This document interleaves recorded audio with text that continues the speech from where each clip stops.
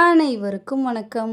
இன்னைக்கு நான் உங்களுக்கு ஒரு அறிவான கதை சொல்ல போறேன்.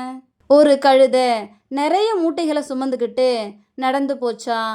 அதோட பின்னாடி கழுதையோட முதலாளியும் அவர் வளர்க்குற நாயும் வந்துக்கிட்டு இருந்தாங்களாம். போற வழியில புல் தரைய பார்த்ததும் கழுதை அங்க மேய விட்டுட்டு மரத்தோட நிழல்ல முதலாளி படுத்து தூங்க ஆரம்பிச்சாராம்.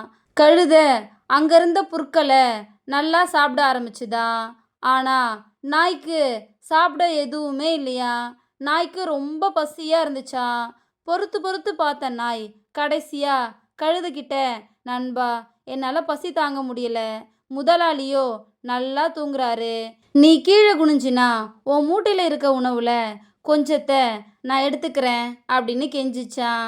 நாய் கெஞ்சுறத கழுத பொருட்படுத்தாம அது ஆனந்தமா புற்களை சாப்பிட்டுட்டு இருந்துச்சான். நாயும் விடாம கெஞ்சிட்டு இருந்துச்சான். நாயோட தொந்தரவு தாங்காம கழுத, என்னப்பா அவசரம், முதலாளி எந்திரிக்கட்டும், அவர் சாப்பிடும்போது உனக்கும் கொடுப்பாரு அப்படின்னு சொல்லிச்சான். வேற வழி இல்லாததால நாயும் சோகமா போய் படுத்துக்குச்சான்.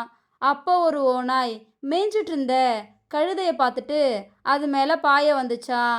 பயத்துல கழுத, நண்பா, சீக்கிரம் ஓடி வந்து என்னை காப்பாத்து அப்படின்னு நாயை பார்த்து கத்துச்சான்.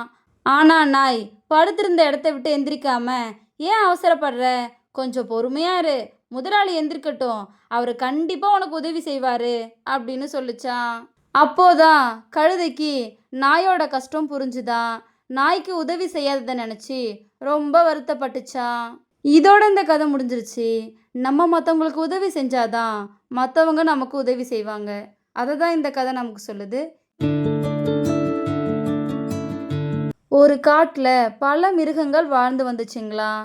அங்கே வசித்து வந்த முயலுக்கு நான் தான் இந்த காட்டிலேயே வேகமாக ஓடுவேன் அப்படிங்கிற கர்வம் இருந்துச்சான். ஒரு நாள் காட்டில் விளையாட்டு போட்டிகள் நடந்துட்டு இருந்துச்சான்.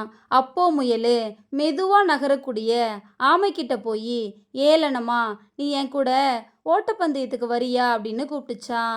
முதல்ல இல்லைன்னு சொன்ன ஆமை முயலோட கர்வத்தை அடக்கணும்னு நினச்சி போட்டிக்கு சரின்னு சொல்லிச்சான். ஓட்டப்பந்தயமும் துவங்குச்சான். முயல் ஆமையை விட பல மடங்கு வேகமாக ஓடிச்சான். ஆமை மனம் தளராம மெதுவாக ஓடி வந்துச்சான்.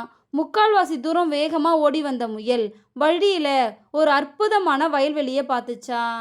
கொஞ்ச நேரம் ஓய்வெடுத்துட்டு அப்புறமா ஓடலான்னு நினச்சி ஒரு மரத்துக்கு கீழே உக்காந்து தூங்குச்சான்.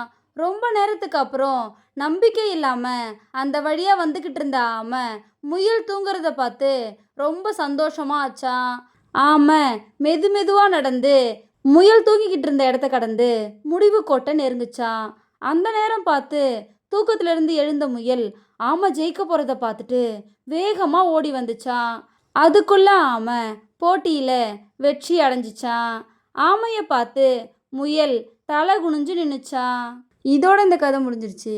என்னதான் மற்றவங்க நம்மளை ஏளனமாக பேசினாலும் அதை கண்டுக்காம நம்ம இலக்கை நோக்கி தொடர்ந்து போனா இந்த கதையில் வர ஆமை போட்டியில் ஜெயிச்ச மாதிரி நம்மளும் வாழ்க்கையில் ஜெயிக்கலாம். அதை தான் இந்த கதை நமக்கு சொல்லுது.